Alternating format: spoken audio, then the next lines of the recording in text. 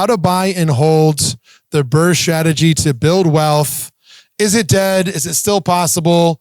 This is the foundation of everything we do here at Grid. What's up, Cory? How are you doing? I'm too blessed to be stressed, man. I'm glad to be back in the room. We're coming off of our anniversary party last month. That was pretty amazing. Did you guys have a good time? Who all came to our anniversary party last week? Yeah. All right. Good deal. Good deal. Right. So coming off of that, pretty fired up, but certainly glad to be back here in the room, continuing these conversations, these meetings, continuing to grow the community. It's good to see everybody out tonight. I love it. If you're in this room and you owe property, I haven't talked to you, I'm telling you now, I'm about to call on you. So, hey, Rashid, you can talk tonight. And Parker, and we're going to have a little roundtable conversation about how to buy and hold, right? And I think what I'd like to start off with, if it's cool with everybody, then we can kick into the intros, but just kind of take the temperature of like, it's a small enough room. Like, what do you want to know? We can go deep on a lot of things. What I want to make sure we leave here with is that, yes, buying and holding works. It works in any market. The properties and the target and the strategy are going to change. Like what you should be buying and holding is going to be different market to market. But it is that's the key to wealth. That's where all the wealth is created, is buying and holding assets and sitting on them. It is not exciting, and it's not a coincidence that the richest people in the country, our president, God bless, right, made a fortune in real estate. Like holding real estate is a proven strategy to build wealth. That's right. Yeah, it totally works. The funny thing about this is, from talking to Rob, he said, really, we should teach this every single month, but no one would show up. It's not very sexy. So we get you in here with wholesaling and all this other stuff. And then you find out that you still have to just buy and hold assets, right? But today we're going to talk about buying and holding assets. So it's a presentation on why eating vegetables is good for you. Enjoy, right? But it is, if you're my age, you're like, actually, no, I do love a salad now.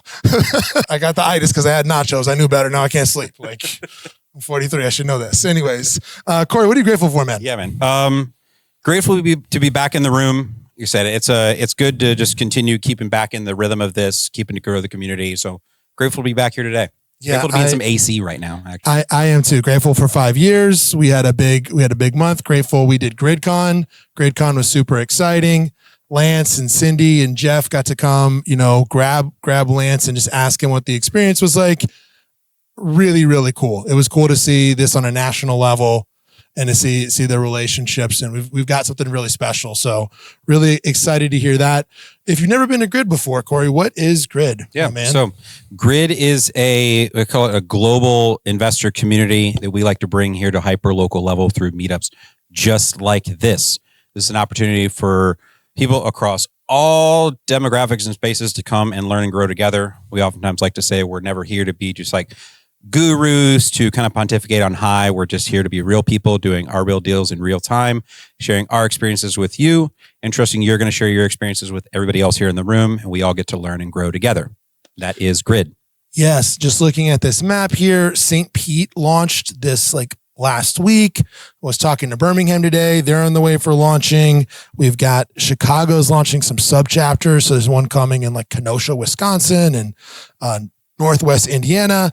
Denver's stood up. The guy running Denver, really interesting. If anyone's interested in the senior living space, Vern is an expert on that. Vern Harris. So Grid is rolling out.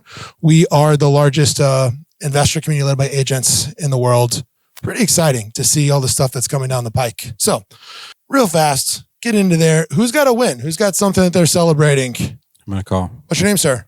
Hey, Ophir. Welcome. Welcome to Knoxville. Welcome, dude. Thanks for coming out. You, separately from the investing, you've met some of my favorite people in town to hang out with, to spend time with, business owners, parents, great friends. You're in a good place, man. We hope you stay. Yeah. Welcome. Glad you're here. It's a great win. Welcome. Who else has got a win? One more. Who's got something that happened this week? Awesome. Let's go. Good. Just go Chaz, then Paula. Chaz, and then Paula. Sorry. Go ahead, Paula. I love it. That's fantastic. Chaz, how about you, sir? Brother. Hey, congratulations. Let's go. I love it. Good deal. Fantastic. Joey. Let's go, Joey. Congratulations. That's awesome. All right. I got a win. I found out that a deal closed and there's a referral check floating around. So there's nice. Five G's to go in the car. I was like, all right, there we go. Yeah, a little mailbox money showed up. Yeah. You can tell who's organized and who's not in this relationship. So Poor Cory. All right, cool. Cory, who are you? Yeah. So my name's Cory King. I am the co-host here for Grid Knoxville. I'm also our team lead, team manager for our Casa Knoxville. That is our real estate sales team.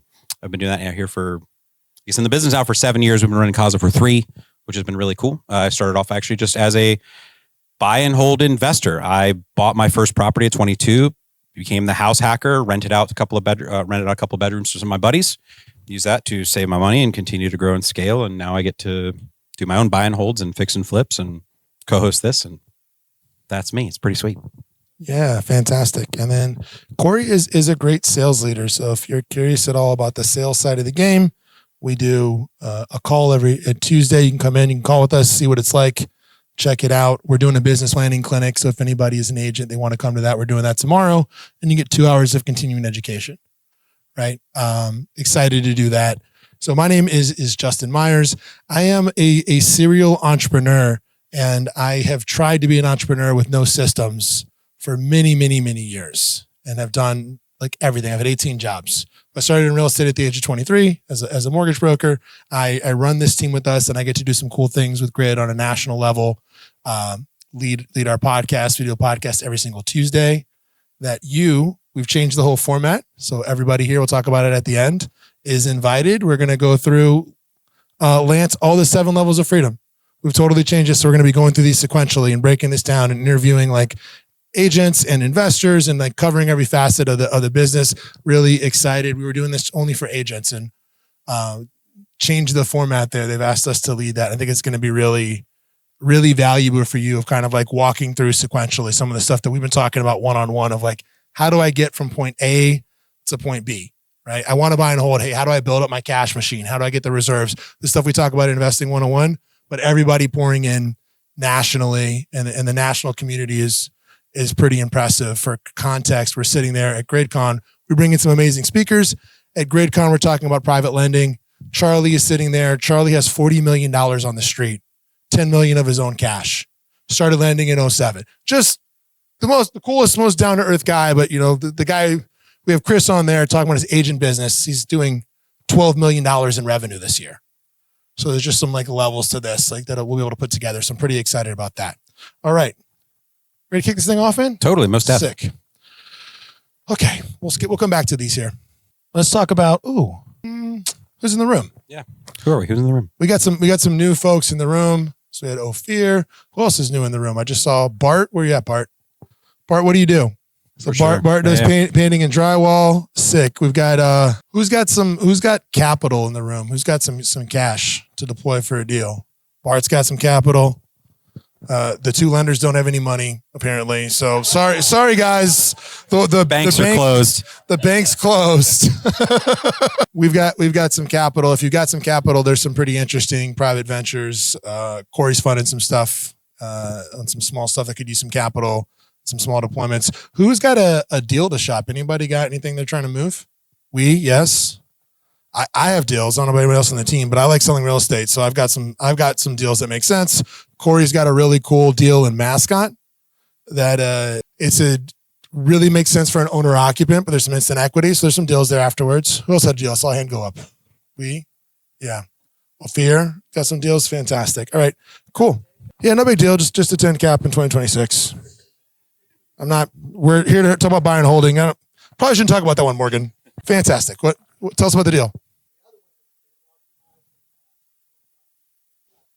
48,000 in gross revenue. Okay. Maybe we'll break these numbers down here and we talk about how to buy and hold. And we can explain all those. If you're sitting here going, what's a 10 cap? I came to an Investing 101 meeting. We break it all down for you, but cool. That is an interesting opportunity. We should talk about that one. Cory, who else is in the room that I'm not thinking of? Any other contractors? Anybody else who's a contractor in the room? Cool. Joey, what do you do? Most excellent. Do a damn good job of it too. Will, what's up, brother? What do you do? All right. Daniel, we're going to get you up here in a second when we talk about property management. Ready for your close up. Cool. All right. Legal stuff. Don't sue us. Don't invest money you don't have. All right. Like you can't lose money. All right, ready to sit? I'm going to kick this thing down. Totally. All right. Fantastic, man. What is, let's break down buy and hold. Like the way that you see it, like what? Awesome. Perfect. Yeah. Walk us through this, Cory, because you're doing this. You're playing a little Mechanicsville Monopoly. Totally. Yeah. I'm very much playing this game, right? Buy and hold is in essence a property that you plan on buying and sitting on for 12 plus months. Or in my case, I'm really playing a 10 plus year game. These aren't necessarily always going to be properties that you're trying to get rich off of and replace your income from. Certainly in like the single family space, that's going to be really, really difficult, and you're going to have to buy a lot of them to do so. Yeah. So in essence, like you're just willing to be patient with your money and be willing to wait a while, but it's going to be a nice nest egg and it's going to be a good inflation hedge. Yeah. When we're talking about buying, holding, we're talking about pure investing, right? This is a wealth machine play. It's not a cash machine play, right? We the distinction being like the cash machine is the thing that I can do where I can turn that engine, I can turn that dial, I can generate more income at will. Every serious investor that we know has to have a cash machine. That cash machine could look like you've got a great W-2 and you make amazing money. You know what I mean? So that could be a cash machine. And if that's the case, that's fine. But for most of us, I got to do something entrepreneurial. That's what gets me in the room so I can buy and hold these assets for long term, right? And that's when we get into all the advantages, the tax advantages, right? The long-term value of this. And what we're really doing is playing like interest rate arbitrage. So the way to think about buying and holding is everything that I see like in the economy related to real estate really is some form of a buy and hold game. It's a spectrum, right? It could be a spectrum from, hey, I buy and hold this thing, and it's an STR, and it's kind of a very active thing. I manage it myself. I'm holding it long term. It's a combination. To all the way on the other end, it could be something like a triple net lease.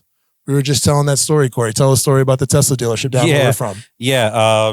So there's a guy who's been in the commercial real estate space for a long time. Ben Malla. I don't know if you're familiar with Ben or you follow that guy on YouTube. Great dude, been in the space for 30, 40 years. But anyway, he just bought a Tesla dealership in Titusville, Florida. It was like $2 million, right? But it was a triple net lease, meaning that the tenant is responsible for everything, the taxes, the utilities, the maintenance, etc. It's something he needed to do as part of a 1031 exchange. He needed to go park some cash. So let me just go park some cash and buy a Tesla dealership that's on a 15-year triple net lease from the richest man on the planet, right? Seems like a relatively like safe bet for him. Yeah. And so everything else that kind of falls in there and the consideration of, right? When you look at even some of like the large scale, like insurance companies, Geico, et cetera, if you look at where they've got their money parked, a lot of them, they own apartment buildings. And from talking to the developers, I know the way they described it to me is even development is a buy and hold interest game. It's like, cool, here's the return I get, my long-term return on raw land. How do I develop this into, like, let's say Class A apartments? The long-term ROI on that's much higher, right? I'm getting a much higher return than I am than on the raw land. And the game just comes down to what can I borrow the money at? What can I deploy it on? Making money off of that margin, right? That's all that buying and holding is. The reason why buying and holding is so effective in residential real estate is the power of the 30-year mortgage. Totally. Right? We've got a 30-year fixed mortgage. It is incredibly unique. It is one of the greatest inventions that capitalism has ever created, right? And leverage. We have the ability, unlike lots of other things, I can show up here with lenders in the room. What's the lowest down payment I could buy an investment property with? Zero. What's a more, if I'm buying just a regular product, not getting too creative, what am I looking at minimums? Okay, so private money, 10% down. If I'm going with, let's call this conventional, not conventional, non-QM, whatever, I can put down 15%, right, and purchase a property. Here. Yeah, everyone should be doing a house hack. What we're doing there is that I'm getting to go borrow this money. I get to hold this thing long-term, 85% of this other money, but I get all of the appreciation on that asset long-term. And I wish I had this thing. We do it in our Investing 101.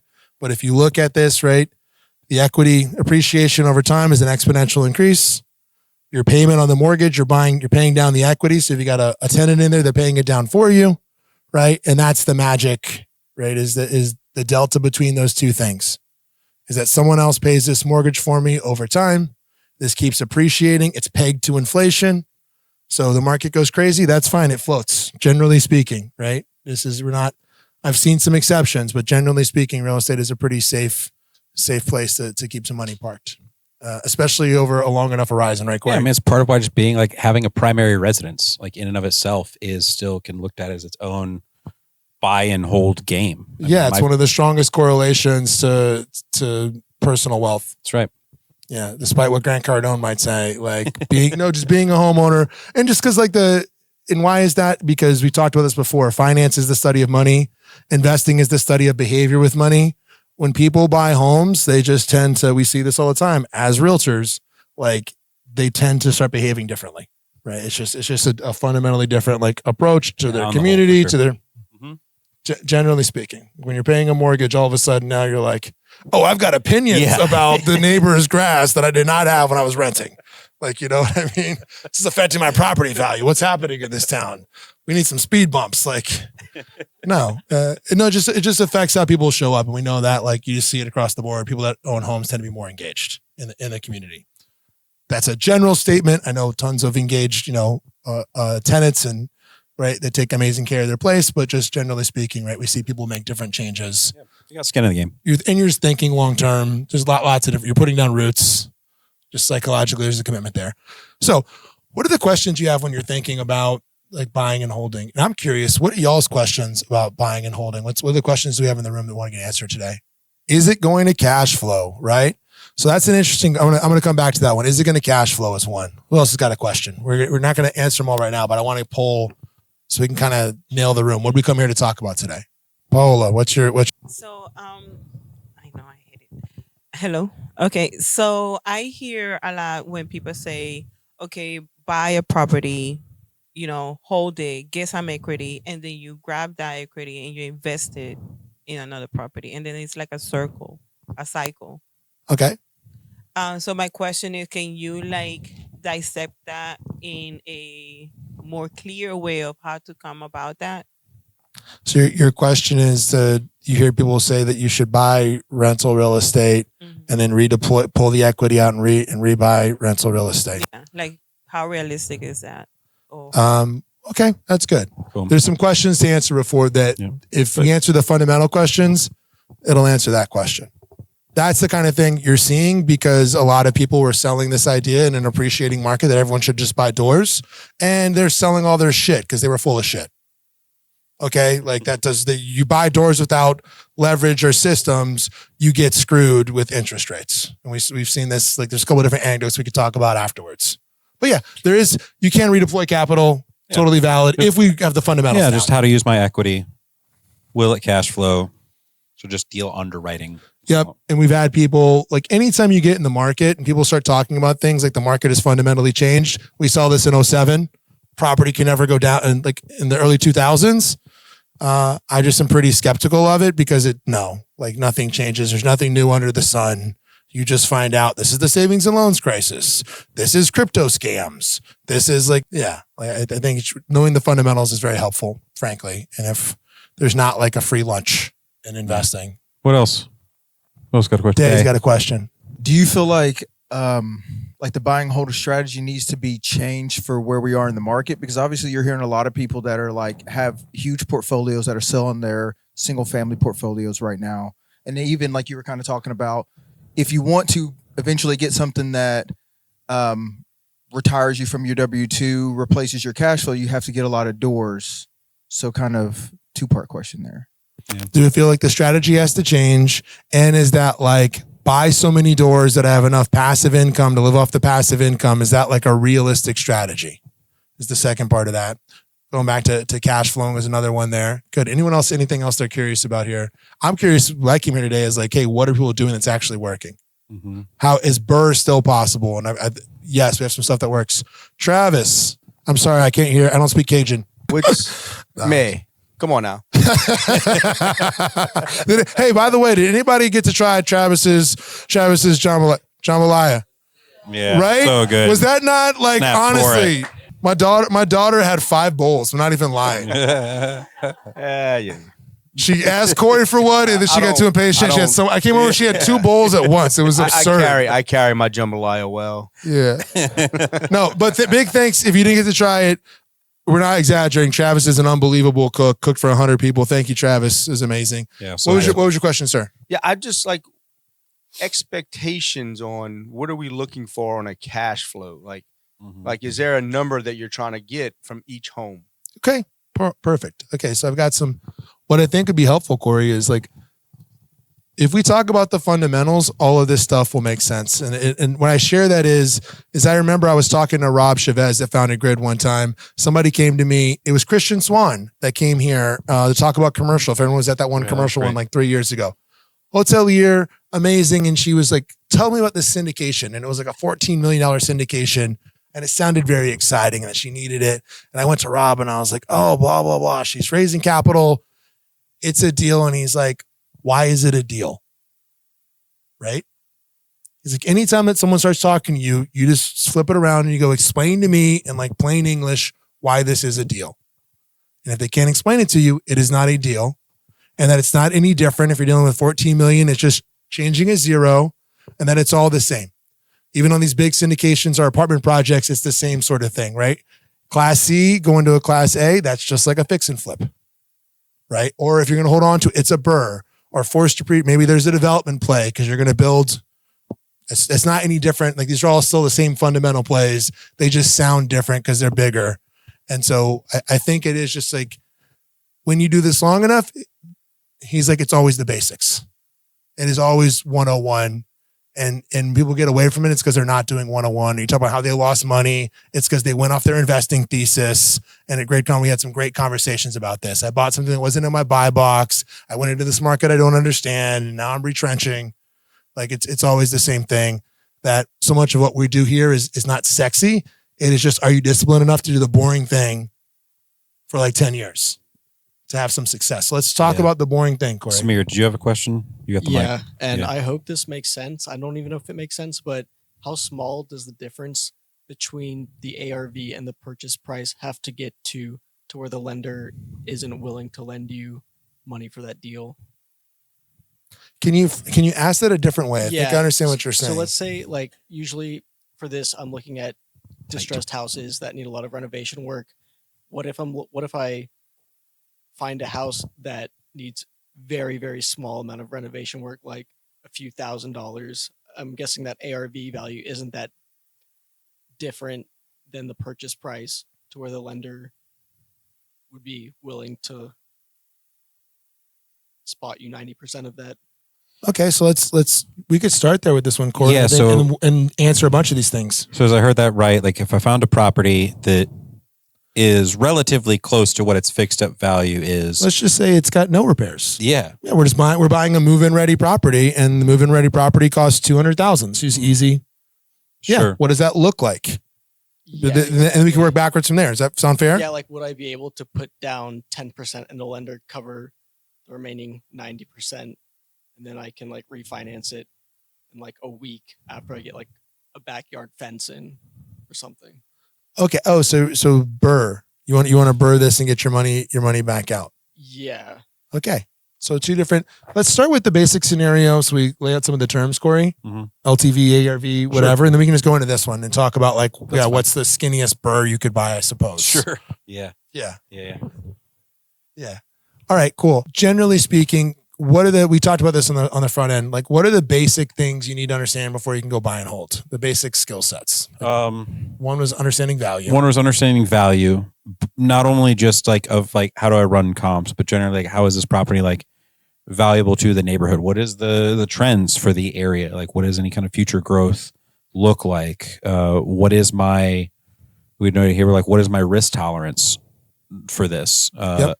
There are properties that are out there that you can buy that will still cash flow really well, but they may be in like rural, poorly like developed areas, and so you don't really get this long-term equity gain, and your tenant base or might even not be as markets great. like Detroit or like Sure. Cleveland or something where historically you haven't seen appreciation. Prices have stayed low, but they cash flow like crazy. Yeah.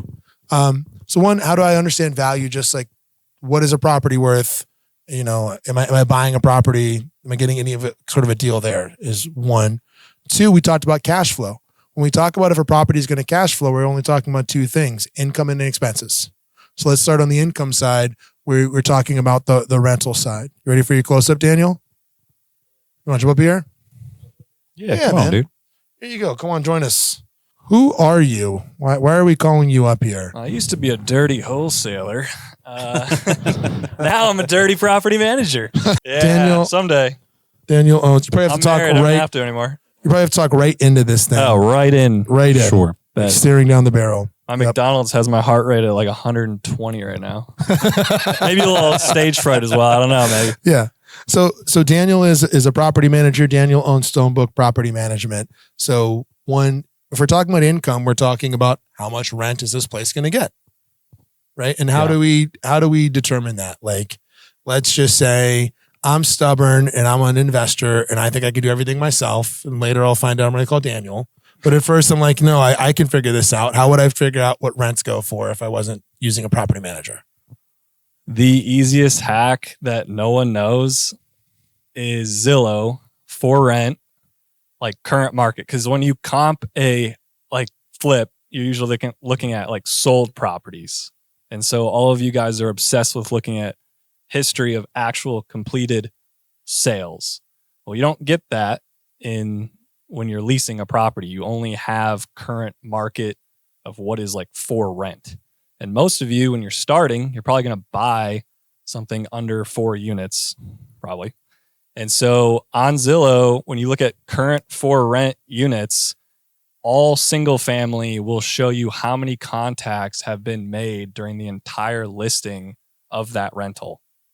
And you can see, because someone has it up for way too much, that there's been 0 reach outs, which is not even scheduled showings, which is not even applications, which is not even a lease that then was canceled by someone not moving in.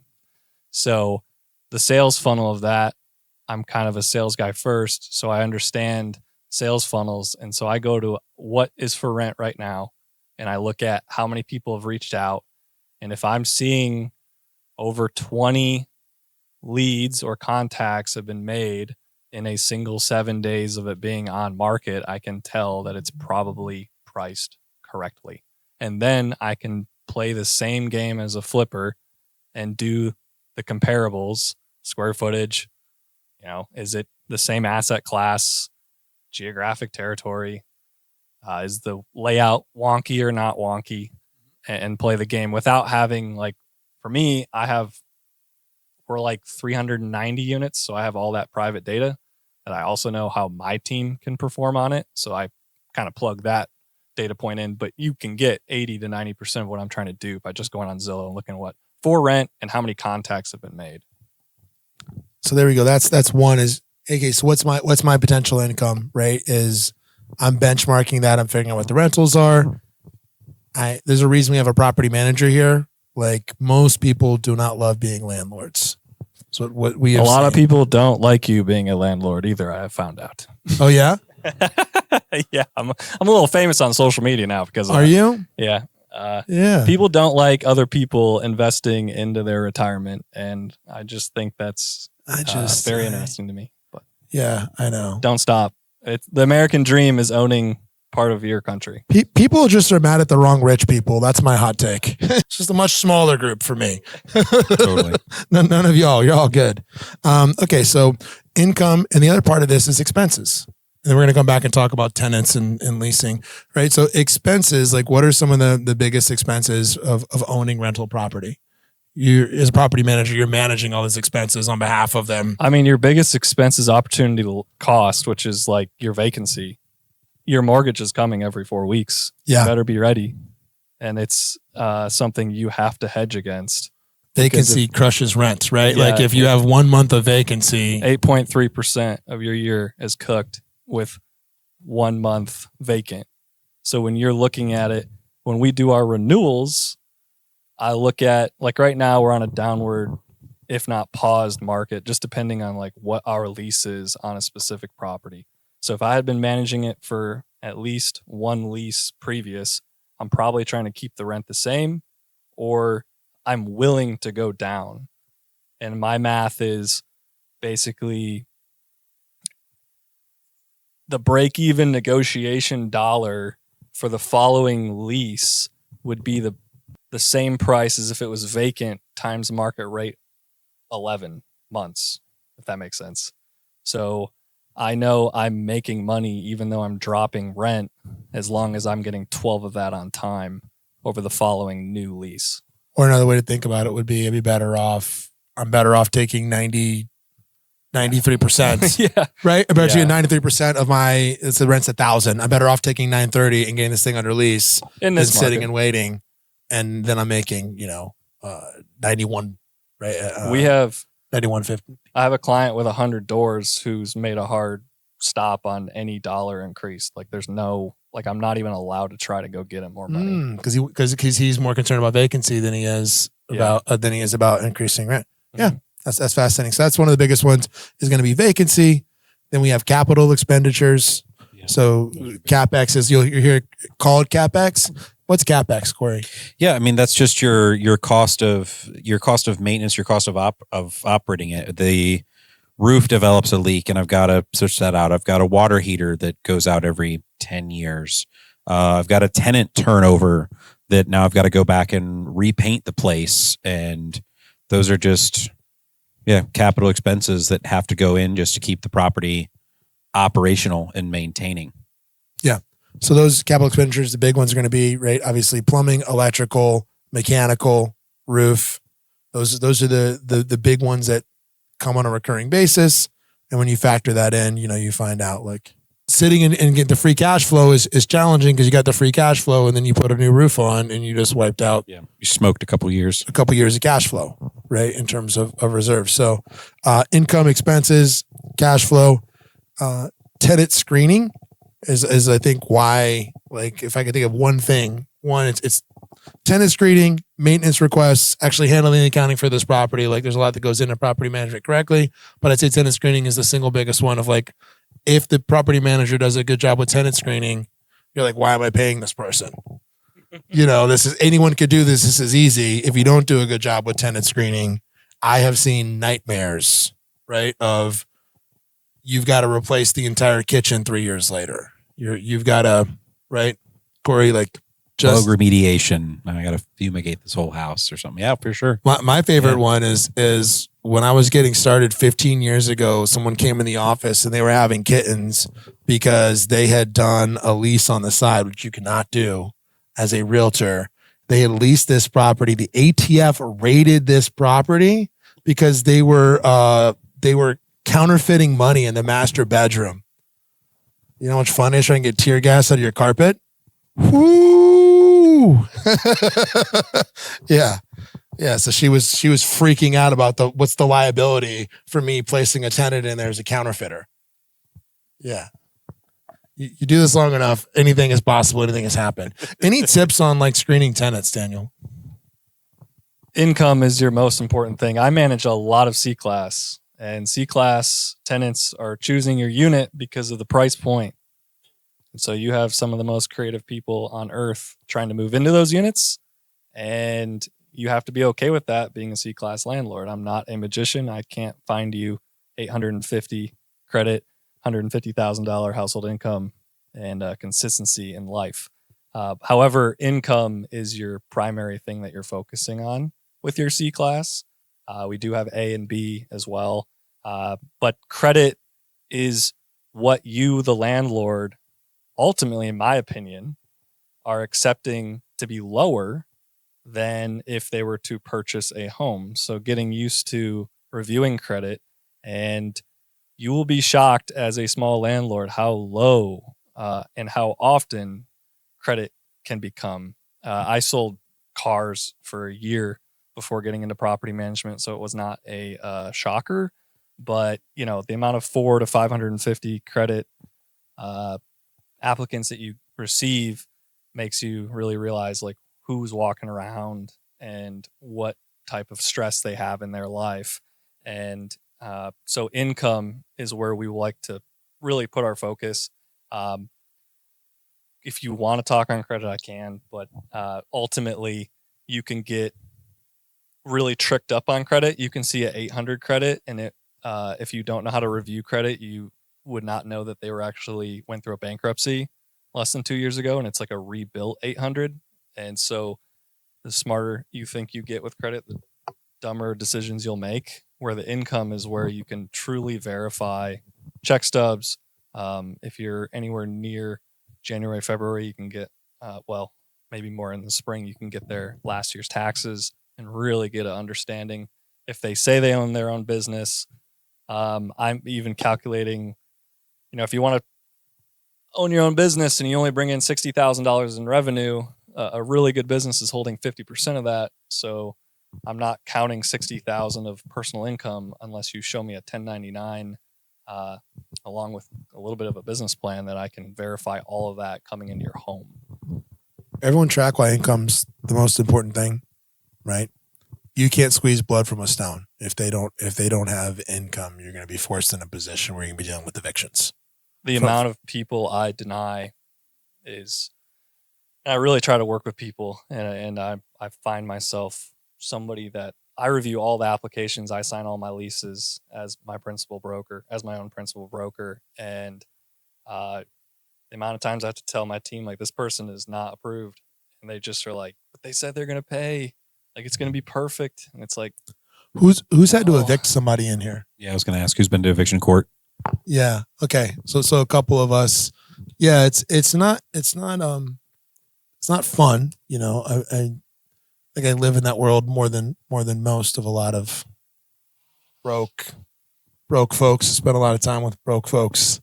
Been a broke folk many times myself. And no, it's not fun. And so we're not doing somebody a favor if we're signing a lease that they're not ultimately gonna be able to afford. It's not giving them a leg up. Now they are getting evicted, losing money. We're putting them in a worse position ultimately is what I've seen. They would have been better off, finding something they could have afforded.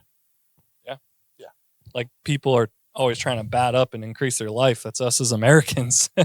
And it's, kind of your job to protect your own assets in that sense, because people want more than what they can have at all times, typically. Yeah. Truly. Yeah. Anybody got any property management questions? While you have Daniel up here, by the way. Samir. I put it right here too.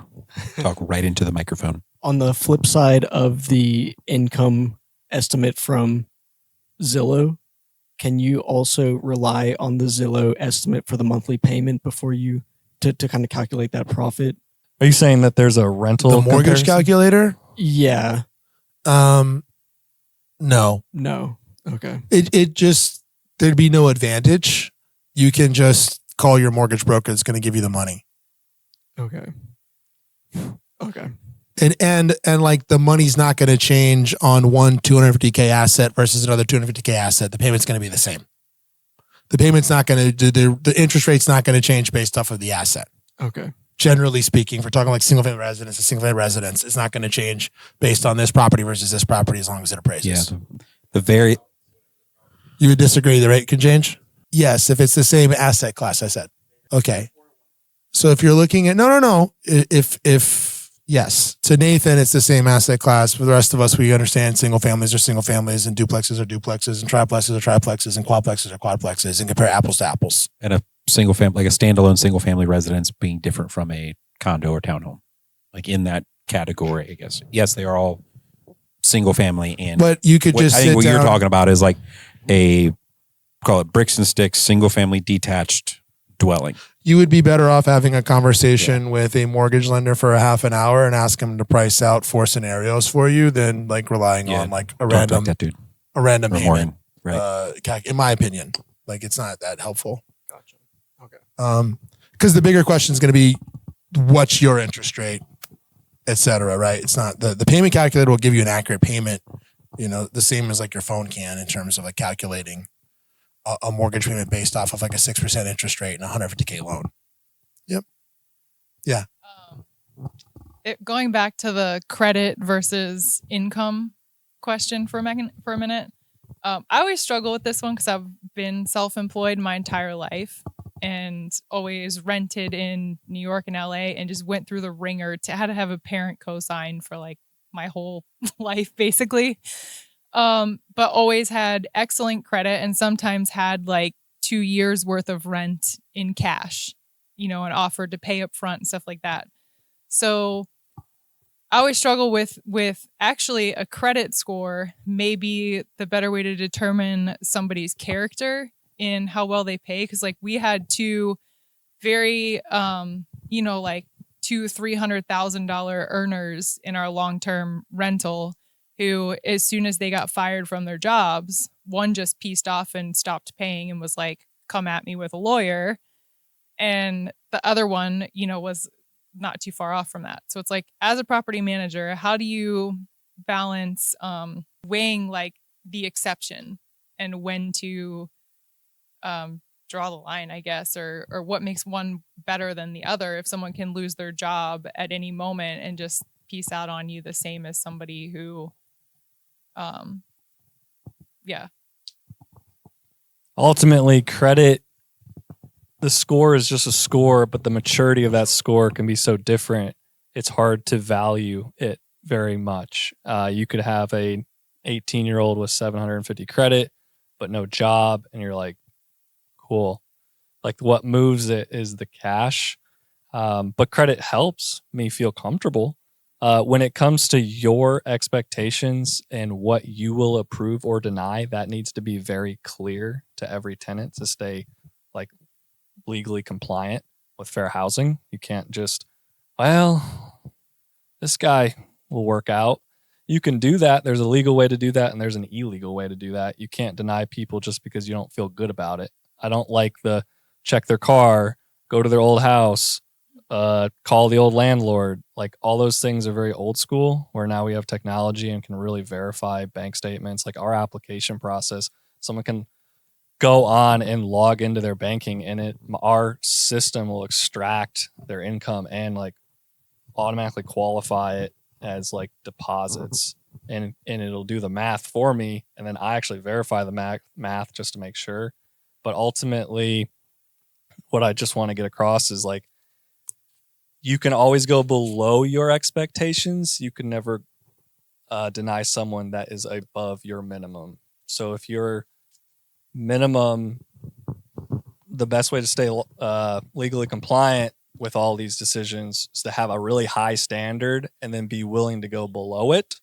But if you do go below it, you will need to give everyone an equal opportunity when going below your application process. So if you have a 550 credit that has been approved, below your 700 expectation, you would need to reach out to all applicants that would also be approved based on that variable. And it gets really complicated. To answer your question, I like income because it's what actually comes in, and I just would always choose that over credit, because I might have a doctor that makes $200,000 and their credit is low, and that is exactly why they're going to pay me on my luxury $3,000 a month property, and they are not buying it. Yeah, Lance. And that's just a tough question, Laura, of like, how do we determine what someone's character like when something happens to them unexpected? I don't know. Like, oh, you thought they were going to stay together and then she lost her job and he dipped. Yeah, I don't, not to be flippant about it, but that's a tough one. It would also be. I mean, I guess it's more to like if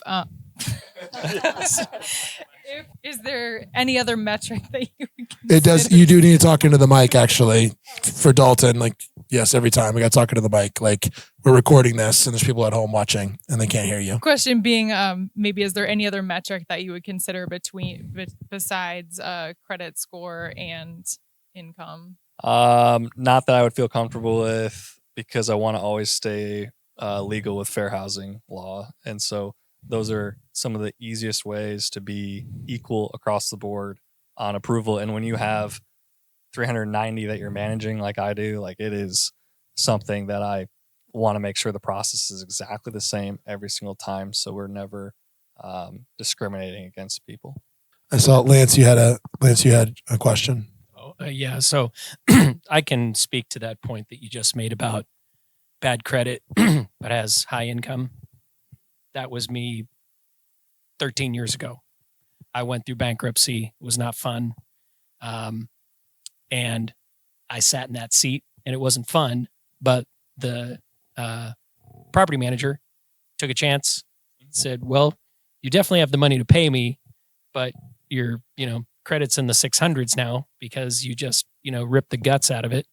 And it was all part of the 2008 and 2010 debacle. So, and to Cory's point with regard to the advice you were giving Samir, the one type of property, I'm not calling you out, but I just know this because I'm going through it firsthand. The one type of property you guys didn't address is manufactured homes or a mobile home. Sure. Trying to get a loan on those. So I bought one and I'm renting it and I'm in the process. It's on a hard money loan, but I'm getting it off a hard money loan onto a DSCR. Finding a DSCR provider for a manufactured home, it's not that easy. They exist, but there just aren't that many to choose from, like a stick and brick house. So just keep that in mind when you're buying houses. So what probably helpful here right now, and I saw William, is when we're talking about the BRRRR strategy, right? BRRRR is I buy a property that has some repairs we need. I repair that property. I rent that property out, and then I refinance that property, right, to pull my equity back out of that. And so I need to have all of those considerations. That's why we teach this when we teach it in the year. We've already talked about how to estimate repairs. We've already talked about how to understand value. We've had those conversations, talk about the loan, to Lance's point. Like, before I buy these, do I have a clear exit strategy? Like, so I can avoid, if I have a clear exit strategy, I'm going to be okay. Daniel, anything else you got for us on the property management side while we got you up here? As long as you're informing all applicants and making things very public on your listing, you can accept lower than your standard and you can protect yourself with larger security deposits. There's a right way to do that and a wrong way to do that. But you can, ask for whatever the market wishes to say yes to. So if you want 2 months rent deposit on top of rent, because the rent you're trying to achieve is high and you're not able to choose from a selection of people that you feel safe about, but you want to approve somebody, you can do that. But it's all, what are you willing to risk? And so that's ultimately the only way to generate more leads is to lower price. But if you're having a significant amount of showings, you do not need a lower price. It's more of a closing scenario. And I will say that Mark Beckett, that runs Grid with Rob, his advice is rent below market rate and pick the best tenants. Yeah. If you're it's willing, really expensive, really quick, and hard to pencil. Yep. But very true. Yeah. If vacancy is the enemy, like if you can rent below market, like you'll have more selection. So just whatever that is, not to be far, but just enough where I'm getting more just like multiple offers, having multiple applicants will put me in a stronger position. And what we've seen again is if you're an average person doing this versus a property manager, when you have more than one candidate, you are far less likely to make poor decisions based out of, oh my God, I've only got one. It's been a week. Maybe I should just do this. I don't Operating out of know. fear. Right. Like maybe not having the stomach for it. Yeah. Getting kicked off. I don't know. Do you have a question for Daniel? Should we kick him off the island? All right, good. So RJ, Will, and then we'll get you out of here. So my question is, like with your farm or business, however you want to refer to it as, so you have farm. You said 300 and some odd properties. Yeah. Obviously not all owned by one individual, but do you have to have the same set standard for equal housing opportunity for your business as all of those, or can you have this is a different landlord or different property per unit? Okay. Yeah, it's the per unit. Okay. Typically, people let me do what I do best and make them money, so we just run with it with what I do. To be clear, actually lowered my credit standards probably 12 months ago because I realized competitors were also doing that, which is we signed 18 leases just in the last 3 weeks on new leases. We renewed probably around 20, and because it's just the spring season and it's hot. And so you have to pay attention to what your competitors are willing to do. And when we have a property out near Loudon, Lenore City, and I'm competing against A class. I have A class. They have on-site management. We do not. And so we are constantly paying attention to their approvals and their move-in specials, their all the different types of fees they charge to move in, whether it be an admin fee or a pet fee or a one-time Wi-Fi bill. The things go on. But ultimately, when I realized that most of these new construction apartment buildings that are being built around town, like the one my wife and I moved into out in Oak Ridge 3 years ago, I mean, they're taking anyone with a blood sample and wanting to put $115 down on deposit. So when you're in the private landlord sector, like all of us, we want a whole month's rent for deposit and a first month's rent paid before move-in, and then we'll give you keys once that money is cleared. That's what you're competing against at the top, like hedge fund level. They have very different incentives. Yeah. Like, I've got to make this thing pencil out. I've got to meet this sales target from this Fortune 250 firm. Yes. Yeah. And so I don't know if that answers much, but it's just something to think about as a small landlord. And like we are focusing on income more than ever to get people moved in because of the lack of leads. I will say this. What's the single, I'd have one question before we let you go. What is the most common complaint you see from people that are hiring you that were trying to self-manage? What's the straw that breaks the camel's back where they're like, I'm done, take this thing over? They have a really bad vacancy.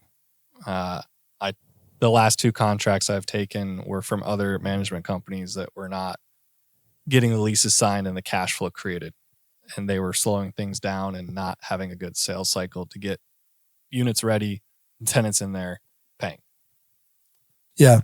Which, there's a whole art to that of how fast can I turn a unit? Do I have a system for turning a unit? Do I have the vendors to turn a unit? Yeah. Right now I'm trying to help about I used to sell two, apartment if not 3 landlords not get foreclosed on and coming into the project at the very low end of the revenue of the deal. Awesome. Thank you, Daniel. We Thanks, appreciate you. Thanks, guys. My advice is always like, these people offer consultations for a reason. Daniel talked about the sales funnel. That's part of his sales funnel. Like, talk to them. Like, yeah. Like,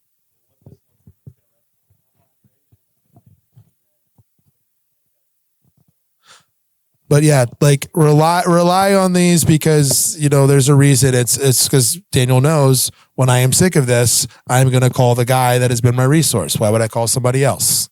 Like, I trust this person already for advice. So lean on your vendors is my biggest advice. Like, I see people in here and it's just like, why? I ask for help for everything. Like, why try to figure out anything on your own? What? Honestly, unless you just like enjoy the puzzle, I don't understand. It's got to be ego. Like, why are you trying to this is none of what we're doing is original. It's not exciting. We're buying and we're doing residential real estate. Like, fantastic. Cory, so we talked a little bit about cash flow. How do things cash flow? We talked about how do I know if it's a deal? So let's actually talk about the BRRRRing out of it, right? The most exciting thing is, can I pull my equity out? Is it still possible? I know where Paola went. Like, to pull this equity out, redeploy it, get free, Cory, I think maybe the most interesting question might be the last one there is a second question is like, is it still possible to buy enough assets where you're living just off of the cash flow from the assets? You got an opinion on this, Daniel, by the way? I know you've been on YouTube. Yeah. I don't want to sell everyone and get into property management by any means, but when I did the whole get off the car lot, start wholesaling, I worked for Rebuilt, which is a local wholesaling company. Not sure if they're here or not, like still doing it. I don't know if they're in the market anymore. I did about 100,000 in assignments 3 months in a row and was like, all right, I'm gonna go do this on my own. And, did it, generated quite a bit of revenue, but not that much because I didn't have the kind of capital to go behind on the marketing. And long story short, the concept was for 2 years was I'm going to wholesale into owning and being a landlord and then call this and drop the mic and never be an agent or whatever. And the reality is the pencil was, I'm going to need 2 million cash to basically make 80 grand a year in returns on mailbox money on solid deals. So you still need to be a multimillionaire to go build that. And then that's why I was like, man, if I take 10% off the lick and can manage these things, I'm going to make about the cash flow as if I am owning them and I do not need to bring the down payment. And then now I do about just under $250,000 for myself and my management company managing. And that's why we build cash machines. I own one duplex, but that's it. So, but no, that's why we build cash machines, right? If we're talking about like getting financially free from cash flow for Cory and I, like our real estate sales business is a very predictable investment. Like, and so that's why we look at that. So like whatever those margins might be, those sometimes are a lot easier ways to generate free cash flow than off of just residential real estate. The cash flow, I would say, for me is a bonus, right? But Yeah. you know, I would say how many doors do you own, Cory? 5. Okay.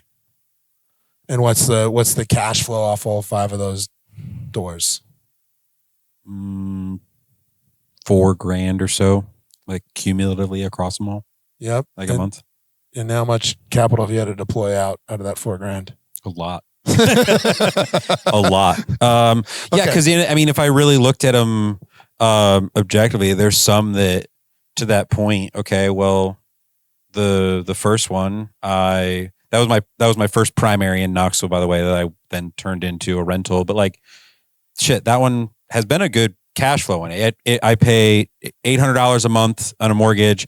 It rents for $2,200. She'd be like, damn, like makes pretty good money, right? And I've put a new roof on it when I lived there. Since I turned it into a rental, though, I've had to replace a water heater. That was $1,600. I've had to repaint the inside. That was a couple $1,000. I had to replace carpet during like a tenant turnover because their previous dog like trashed it. So that's a couple $1,000. Just rebuilt the front deck here last year. That was another $1,000 or so. So even if I were to look at that cumulative cash flow of, okay, this thing prints out $15,000 a year in cash flow, like I've spent that in just the CapEx and maintenance of it. Like where it has made money has just been in the appreciation over time. It continues to get like paid down, and this kind of taps into Paul's thing a little bit. I'm now going to refinance that property and shrink my cash flow position because I can go pull out $60,000 like next week. And it would take me years. I mean, even just on that track, if nothing broke, it would take me like 5 years to make the same amount of money. So I'm shrinking my cash flow down. To Trav's question on like, well, what should I expect? That's like, this kind of goes like hand in hand. So I'm gonna riff on this for a second. Yeah, please. I'm shrinking my cash flow position down to $450 a month. So I went to my lender and I was like, hey man, like I know I've already got like a nest egg of cash set aside. I've got like $10,000 just in reserves for this thing still. What's like the most amount I can pull out of this, but still keep like $450 a month in like cash flow as like my spread? Because I'd rather take the money out now, tax free. I can use that for other stuff. And when I want to go say sell that in a couple of years, I'll pay less in taxes on that remaining spread. There's gonna be like maybe another 50, 60 grand in money still like left in the deal, but I can pull out 60 grand next week, like tax free as a cash out refinance. And I can go put that money to work elsewhere. And I've already done the big fix-ups, right? To that point, like, okay, cool. I just put a new roof on it. It's got a new water heater in it. The HVAC the previous owners had put into it right before I moved in. So, and it's a 1990s built house. So my big stuff is largely square for the foreseeable future. I'm gonna have to do a tenant turnover or something like that, but that's not as much in the grand scheme of things. And I have that cushion of reserves now to do that. I've got 10 grand and that 450. My wife and I agreed, we're just not touching it. Like that's just going to keep saving itself. And that's that. So I think one of the interesting things to think about if we're talking about how to buy and hold is it really comes down to some questions about strategy. One is risk tolerance. 2 is what kind of noise you're willing to tolerate in that process. Hey, am I going to do some of these repairs myself? Am I going to manage contractors? To what level am I comfortable managing contractors or repairs? To what level am I comfortable dealing with, property management, dealing with tenants, like being in that world? That's going to determine like what I want to do. everyone is selling single family to get into multifamily. Multifamily is interesting, right? Like multifamily seems like it might be simpler until you go there and someone is selling drugs to someone else's girlfriend and she's sleeping with them in exchange for the drugs. And then he finds out and tries to burn the unit down, right? And then you have to get the guy out and you have to go, and then you have to try to keep the people that are understandably freaked out by this, you know, and it involves like, if you're going over there and spending time with people in the evenings, building some relationships, selling them a story of how I'm changing this unit and you should stay, and then getting some wins. Like I can go deeper on this, but it's more complicated versus having like a single family, which is its own entity. It's not, there's no chain reaction of like one bad tenant starts affecting everything else in this unit, right? So it's being kind of realistic about what do I want to build long term? What's my strategy? Do I need cash flow? Do I need appreciation? Right? I love what Cory said there. It might have been subtle, but like when we go pull out debt, it's not a taxable event. When we go sell this asset, we're going to pay capital gains taxes on there. What's the capital gains rate that we're going to pay on selling an asset? Like 30? Is that 20? I think it's like, I thought it was like 20% on like a long-term capital gain. 32 is the number Why house hacking, what we're talking about is if you live in if you sell a home that you've lived in 2 of the last 5 years as your primary residence, as a single person, you have a capital gains exemption of $250,000 in appreciation. If you're a married couple, you have $500,000 in appreciation. Pretty sexy. So like that can be huge for you and it's tax free. That's why real estate investing gets so exciting. It's just like the compounding effect of the tax advantages can be really helpful if you make the right moves over time. So thank you. Okay, that's what it is. So if it's short term, it is 37. Short term is that short term like less than 2 years? No. Short term is less than a year. And then between 1 and 2, I think there's another rate there, but you know. Okay. Gotcha. So if your short term capital gains or if I'm flipping something, I'm paying 37% active income. Something else to think about. Flipping is really sexy because I just made 50K on this flip. Until I realized at the end of the year, I didn't set back 37% to pay for taxes. See Lance smiling. Yeah, and that is a man who's done a lot of flips. It is. It's very much like a strategy. It's just a strategy plan, you're right, to what you want to do. Because some people would look at me like I was crazy, right? Like, what do you mean this thing's cash flowing like crazy and it's a sub 3% rate? Why in God's name would you ever do that? Well, I don't plan on keeping it forever. It's a cool house and it's made pretty good money, but it's largely appreciated a lot because I bought it in 2018, 2019. So good on me, right? I bought a house before COVID. But it's max. It's like pulling out to that point. Like it's only going to appreciate like so much more like per year.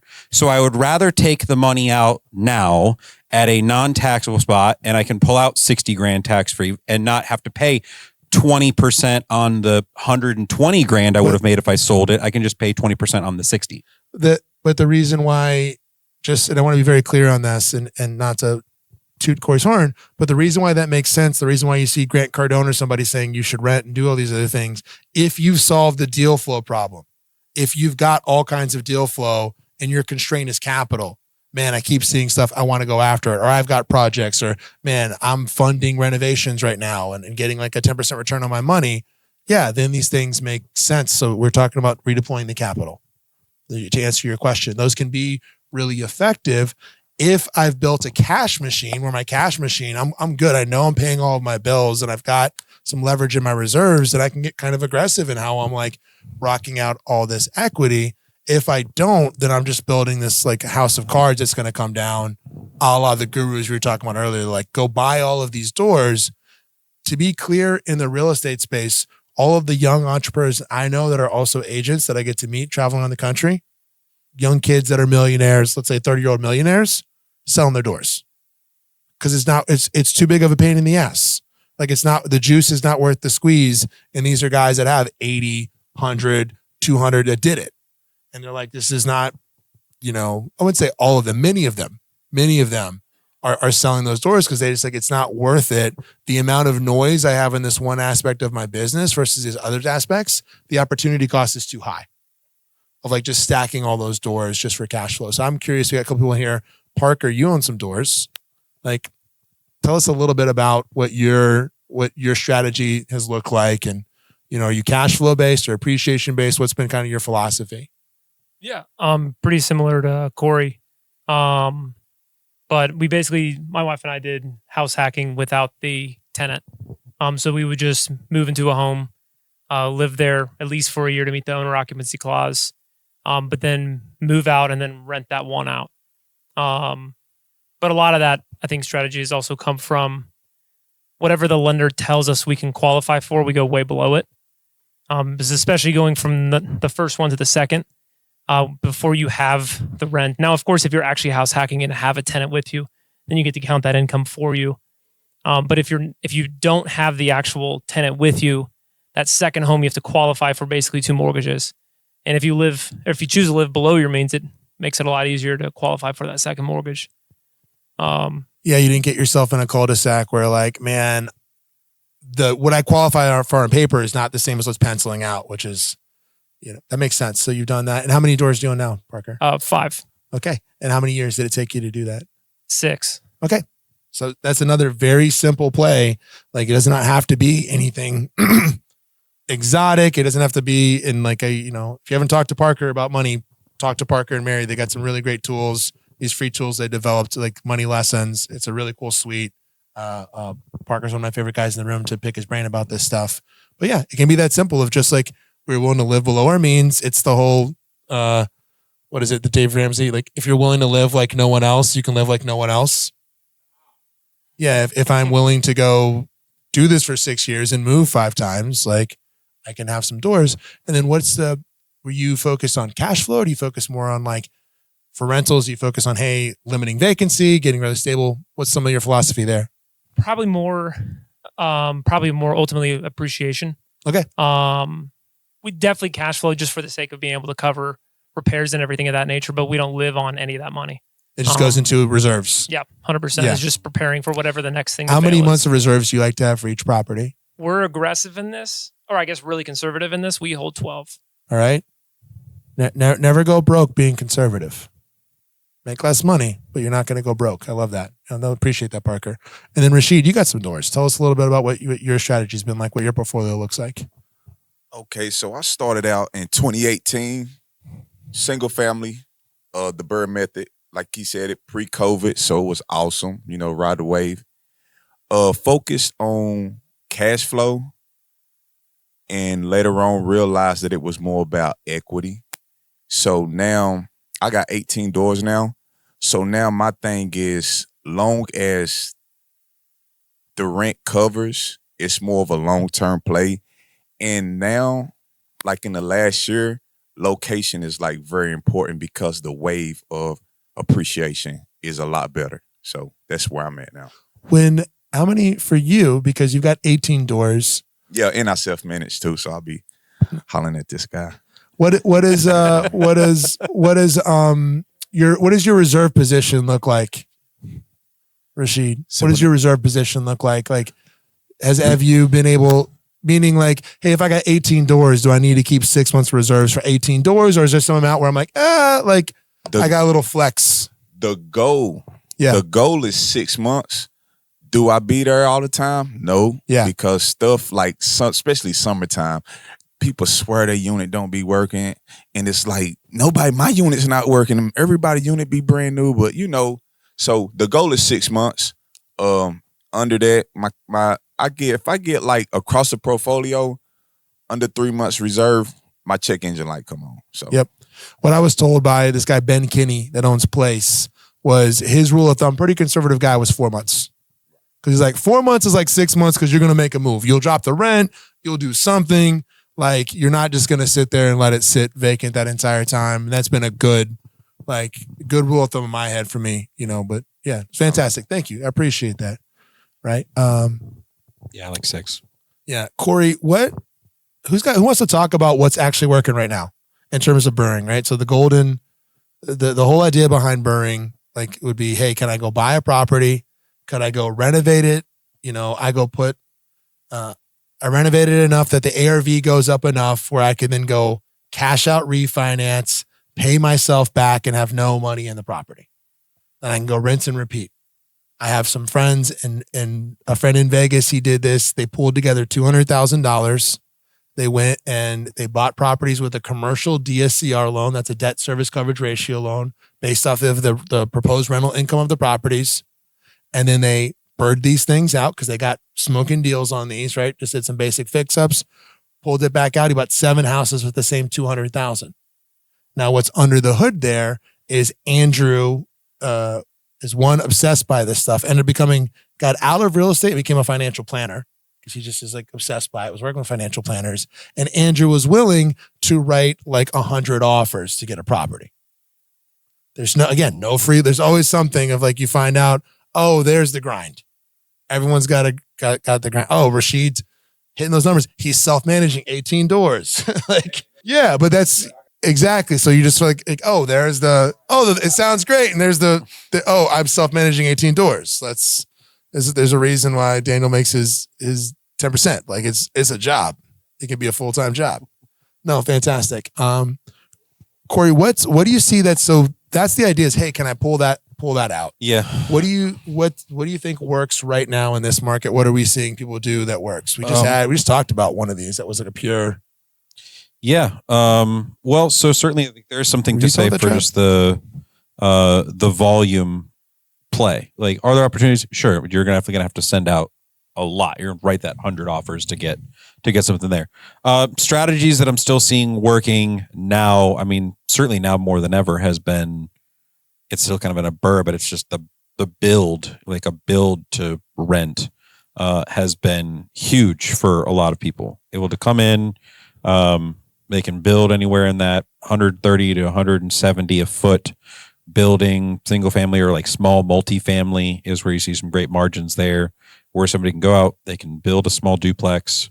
It's going to be worth somewhere in the ballpark of $500,000, like on the exit. You can refi out there at around like 400, and some of these properties, I mean, they're gonna cash flow. You're gonna get close to $2,000 a month per side out of those on just like a long-term rent. We're seeing a lot of that happen around downtown. And that's probably one of the best opportunities I'm seeing. We're also seeing some deals that we were just looking at one of these where the equity position based off of some of the local builders that we work with, this guy's going to be an 80% loan to value. So what's going to cost him to build this and be 80% of the appraised value when it's done, and he's going to be able to pull his cash back out. Like we are seeing that. So I think that's one of the biggest areas of just like building to rent makes a ton of sense to us, because when I look across the landscape, we've got a lot of ticking time bomb inventory in Knoxville. Truly. Right? When I look at plumbing, and I look at electrical, and I look at the complete lack of code enforcement, like total cost of ownership, I'm pretty bullish on newer construction, just because the tenant I can attract to it, my total cost of ownership, it's just a much more predictable. I can do continuing maintenance, like scheduled. That's a much easier thing to control. When I get responsive and I get reactive, I don't know about anyone else. Like, crisis is only happy when I'm on vacation. That is just how this thing works. Like, whatever can go wrong will go wrong, right, Cory? Yeah, no, like truly. It just is. For sure. Like, yeah, I would say that the toilet breaks on Memorial Day weekend. It does not break. A lot of my conversations with out-of-state investors that say live in maybe some of these higher income markets, call it around the DC, Maryland, Virginia, like market particular, I was just having this conversation with somebody. We really outlined a buy box. Like, we're not buying anything older than 1990 for just that pure reason of the cost of ownership is going to likely be that much lower. Where as long as your big, say, MEPs are square. What's MEP? Mechanical, electrical, plumbing. Didn't heard that before. If cool. those are in good shape, you're likely going to be in good shape. You know, from there, you're just going to look at the roof, the water heater. Where is that sitting? If you can get some of that negotiated in as part of your deal, you should largely be good for quite some time. So, side note, Lance was amazed that I had an MEP in real estate. There is jargon for everything, and everything is, there's like 5 names for everything. Yeah, totally. So just, if you don't know, don't feel bad about it. Like, things have like multiple names. Same in construction. They'll call the same thing 3 different things. I don't know why it's this way. I see everyone nodding. It just is. So if you hear some jargon, sometimes I still am learning new things. I'm like, oh, okay, we did not call that in the last. No, I'm not. No. I just mean like I still hear new things is all I'm saying. Like, so if you're new here and you hear new things, it's not like a lack of knowledge sometimes. Like things get called a million things. Yeah. Nathan, Morgan, since you're in the room, what does anyone have questions on we haven't talked about? Yes, Paula. Okay, so if you buy a property that's old, right? Talk right into the mic. If you buy a property and this property needs to be renovated, how much renovation do you do? Is there something that you can do too much, or too little? If you're trying to increase the thing, the value, yeah, pretty much. Like, where's the sweet spot? What would be your advice? What's my sweet spot on how much to renovate a property? Okay, so I think really what we're asking this is so we talked about 4 levels of renovation. If we're renting, so really if we're talking about the difference would just be if I'm going to frame this, here's I think the question you're actually asking. It would be like, hey, if I'm going to go flip this thing to someone that's buying it, that may be a very different market that I'm exiting versus what level of repair should I do if this place is going to be a rental? Like, and where should I spend the money, and what are the things that are appropriate, right? I'll start off and let Cory go there. One, keep in mind you can have 2 different renovation strategies. There are things that I could do I could partially renovate a property with a goal of like I want to be able to hit a certain price point in the market. Adrian Smood came to Knoxville's Best one time, and he said he buys these really beat up looking trailers, and he does as little as possible, and he rents them to contractors. But the reason he does that is because he's able to actually rent for less than $1,000. So he serves a market that no one else can do it. And he said, if I renovated these things totally and made them look okay, like I wouldn't be able to, like the minimum rent that I would charge, it wouldn't make any sense. I wouldn't even be able to serve this market. Instead, I rent this to somebody that's capable of taking care of some of these property themselves. So it's not a big deal. They can do some of these things and they don't care about the cosmetics. Like, so that's based off of the rent. That's one of the ways to do it. Could be, I could work the budget backwards based off how much money could I put in there and what's the rent that I'm going to exit. Another one could just do if like, hey, when I go to sell this, maybe I'm going to put the granite in or something, but there's a level of repairs that I'm going to do right now. Maybe I'm going to address my plumbing and my electrical, but in terms of my finishes, I am going to put in some tenant grade finishes, and then I might do, I'm going to add the crown or something. There's another renovation I could do as an exit strategy down the road. Or if that market changes, right? Anybody like Park Ridge? I lived in Park Ridge a decade ago. There used to be crack prostitutes on Olive. Like, so if I went 2 blocks that way, it was rough. Me and my daughter went the other way, it was fine. It is a very different place now. I can do a much higher level of renovation now because it's going to be supported by the market. Yep. What are your thoughts, bud? To this point, like fix what's broken. I don't buy anything to flip I wouldn't otherwise like be willing to keep as a rental. So it has to pencil like both ways.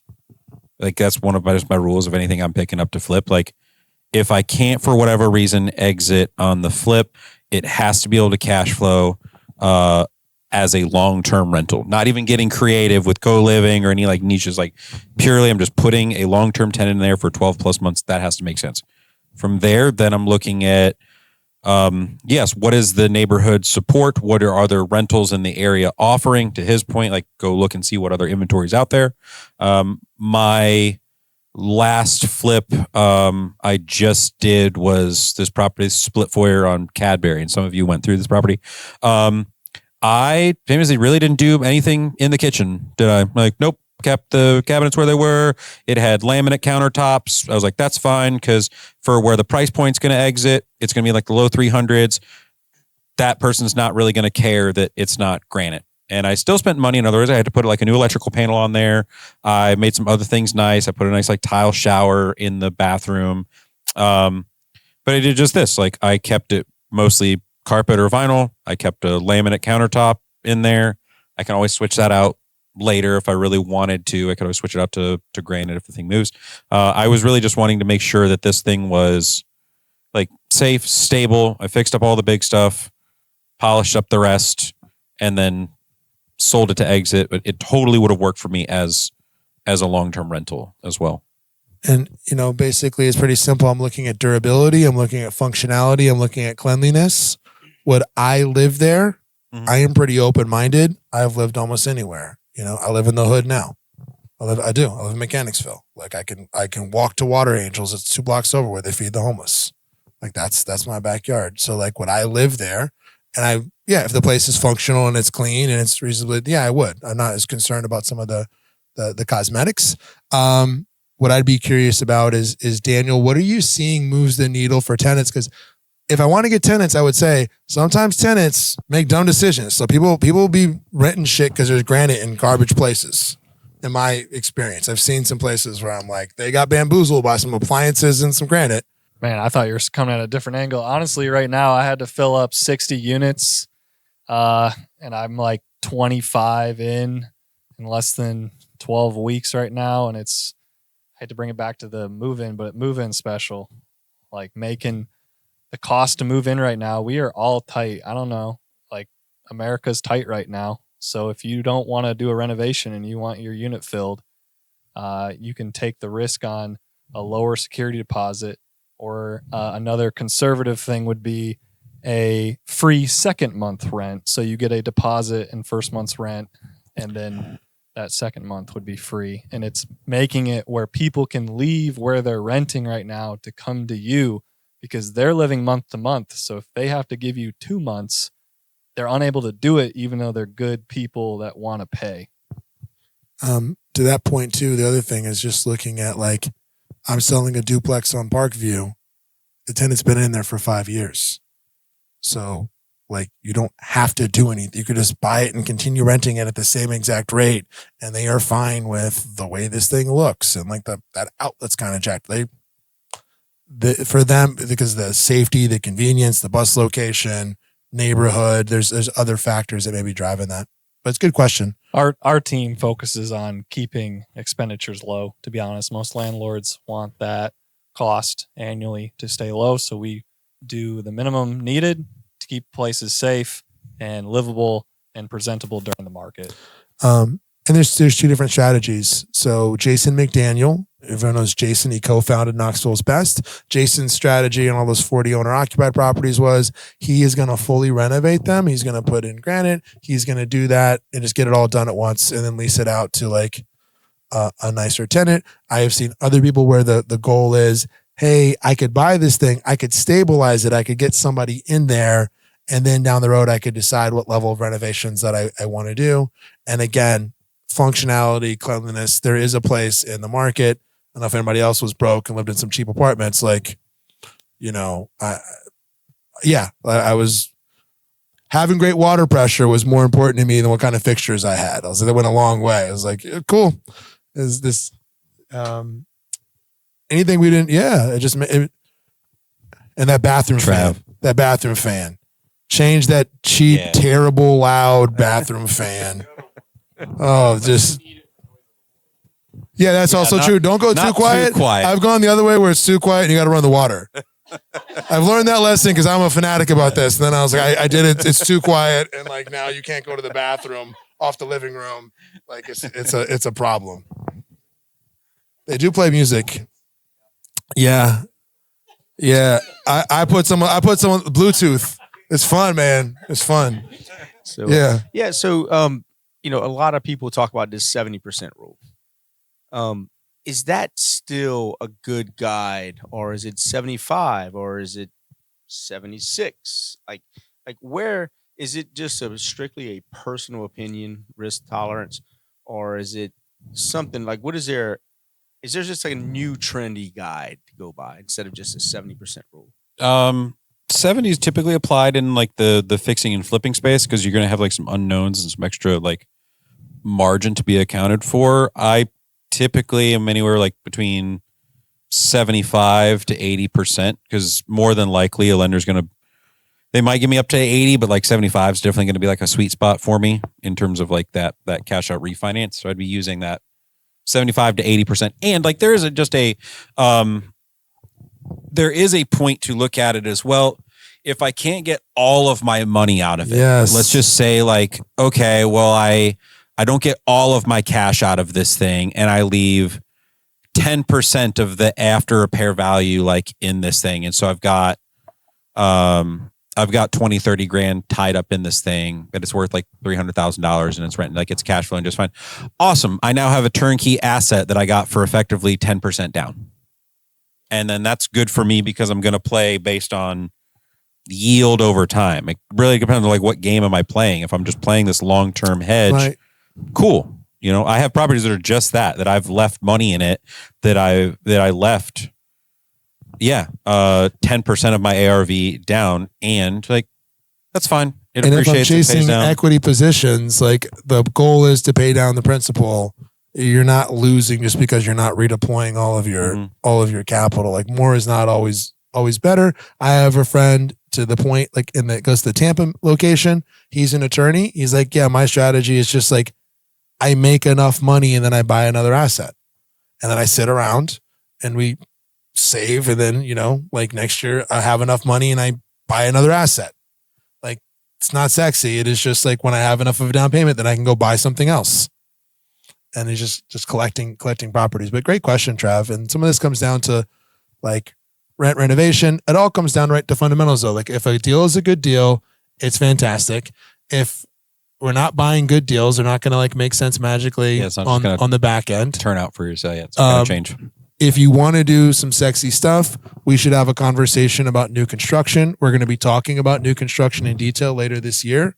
There are a lot of very interesting opportunities in new construction. So one is just the delta of if you know the right builders that we have, where I can go build and have instant equity. The other one is just looking at zoning and getting creative with development and rezoning of like, can I go buy properties that come with additional lots or subdivide lots, or right where we've seen people really be able to get equity and delta there. Like, so that's the stuff I would really look at if I was trying to be aggressive and creative. Would be the new construction stuff right now. Yeah, that's a great play. Yep. Great play in this market, especially too because that point, like infill subdividable lots. Yeah, you're right. I'd be looking at the city right now based off of like the county's going to rezone. So who knows how that's going to shake out?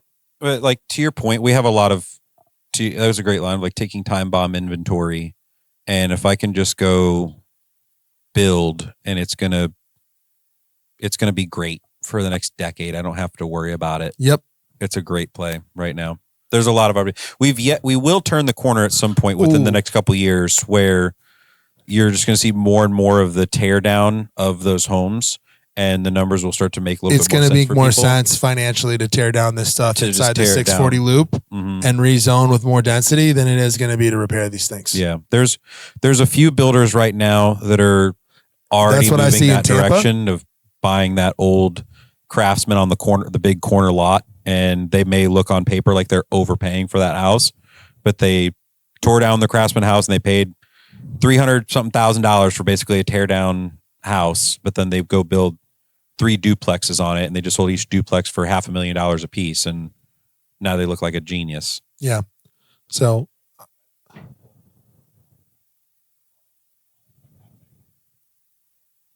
Yeah. Yeah. Yeah.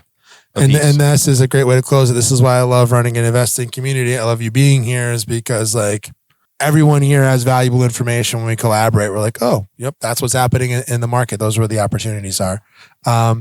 Any final words, Cory? Anybody got any questions? We're just hang around. I think, we kind of ran long enough. I will share. So Grid Tactical Tuesday, just so you know, every Tuesday at 11 a.m. Next week, we're going to start. I'm going to be interviewing Rob Chavez. He's going to talk about the 7 levels of freedom. 7 levels of freedom are just our framework to run every business that we run inside Grid Capital Partners, right? Of just like, hey, here's the base level energy, identity, mindset. Here's the predictable income. How do we zone a market? How do we build a cash machine? Level 3 is going to be like business ownership. Do you have, and this is going to be great for like our entrepreneurs. We've talked, Will, like, hey, do you have a people playbook? Do you have a marketing playbook? Do you have a sales playbook? Do you have an operational playbook? We know that that's like this, the boss operating system is how we run all of our businesses. We're going to go detailed in those things. So yeah, if you want to join us, I'll send this out to everybody, but you are all invited. Invite everybody else you can think of. Yes, Lance. Yeah. So great question. Those calls will be recorded. They are going to live inside of like the Grid Pro world. So there's a paid membership coming out on the national level. You can catch them live for free. All of the playbacks from all of our stuff is going to go live in this grid access where you're going to have access to all of this information, this education, and these courses. So just throwing that out there of like, we want to be really intentional of like giving you stuff that's going to help you sequentially build. Thank you all for being here. Cory, any last words for us? Yeah, just would love to see everybody here at our next upcoming events next month. We're diving into commercial investing. We've got Aaron Thomas coming from Grid Cleveland here into town. Aaron Thomas, I think, is literally maybe, from my perspective, one of the best commercial agents in the entire country. Cleveland has an absurd amount of multifamily. I mean, a stupid amount of multifamily. So she's the only person I know who's like, I just sold a 17 door and a 30 door and a 20 door. Like, just knows this stuff ice cold. Has worked with Keller Williams commercial, like on a national level, teaching and instructing, and she runs our Grid Cleveland community. She's awesome. She's going to come in here. We've got Ruben Kanya coming later this year when we're talking about midterm rentals. Ruben's been interviewed on Rob's podcast, the Income Flip podcast. Go on YouTube. You can check this out, or you can go Income Flips on Spotify, all those. I think Ruben is the best midterm coach in the country. Known Ruben for years. So if you want to know how to do midterm rentals, we're bringing him here for some experts. And we've got a couple events coming up this month because we're maniacs. So we've got Intro to Real Estate Investing 101. We've written this entire content. We sat down and rewrote everything with Trav and I. I think it's fantastic. So if you don't have a strategy, come join us July 11th. We've got Coffee, Donuts, and Deals. That is going to be July. This one says June. That is the third Friday in July. I think it's the 23rd, maybe. I don't know. Sounds pretty close. I'll verify. 17th. Yeah, I'm just making stuff up. 23rd sounds good. And then that might be Grid Smokies. We have Grid Smokies. We've got, his name is Johnny Amusement. We've got the #1 Dollywood influencers coming to Grid Smokies. If you haven't been, if you're interested in SDRs, that'll be really cool. It's located in the Pines in downtown. And the last Wednesday, we are doing an event at Aspire. So from 4 to 6 p.m., we're going to do an event at Aspire. If you haven't been out to Aspire, come out. We're going to talk about economic development in Anderson County. So here's just to lay the scene for you. There's a growth moratorium in Blount. There's a growth moratorium in Loudoun. Knoxville is rezoning the entire county right now. And then Anderson County has thousands of jobs coming with the nuclear industry. So we're going to have be up there in Clinton. Clinton has a 5-year growth plan. The head of the Clinton Utilities Board is going to come talk to us about that 5-year growth plan. I believe Rick Meredith from the Anderson County Chamber of Commerce is going to come join us. So we're going to have a conversation about, one, you need to come check out Aspire because there's a 300-acre park up there. It has totally changed my perspective on investing in Clinton. Was able to just go in and flip, and I really sold to that. And, we were able to like exit the market. We're seeing people like move there, and it kind of changes the value of the property in downtown Clinton. And just if you look at the growth, if there's a moratorium in Blount, there's a moratorium in Loudoun, they change the zoning, and where are all these jobs going to go? Clinton's 15 minutes away. It's either there or Roane County. There's no other place for all of this growth to go.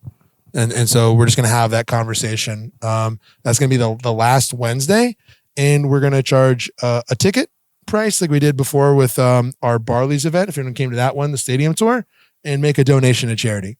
So we'll have some drinks, have some apps for you, and we'll raise it, raise $1,000 or $2,000 for Second Harvest. All right. Excellent.